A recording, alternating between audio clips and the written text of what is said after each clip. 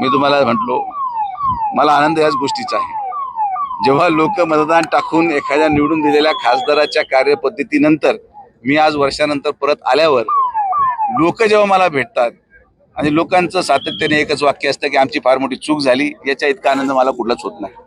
आणि तुम्हाला मी सिद्ध करून दाखवतो की येणाऱ्या कालावधीमध्ये जेव्हा कधी परमेश्वराच्या आशीर्वादाने निवडणूक लागेल तर समोर हाच उमेदवार असावा आणि निकालामध्ये तुम्हाला मी अतिशयोक्ती सांगणार नाही। निकाल लागल्यावर तुम्ही परत विश्वास बसणाऱ्या अविश्वसनीय निकाल याच अहिल्यानगर लोकसभेची जनता ती आज स्थानिक विकास आघाडी निर्माण करणारे श्रीगोंद्यामध्ये जाऊन विकास आघाडी, शहरामध्ये जाऊन विकास आघाडी यांची इतकी दयनीय अवस्था झालेली की हे यांचं पक्षाचं चिन्ह घ्यायला सुद्धा घाबरतायत। ही परिस्थिती आम्ही यांची करून ठेवली आहे। तरी सुद्धा आघाडी निर्माण करून कुठलं तरी चिन्ह घेतलं तरी निकाल बदलत नाही।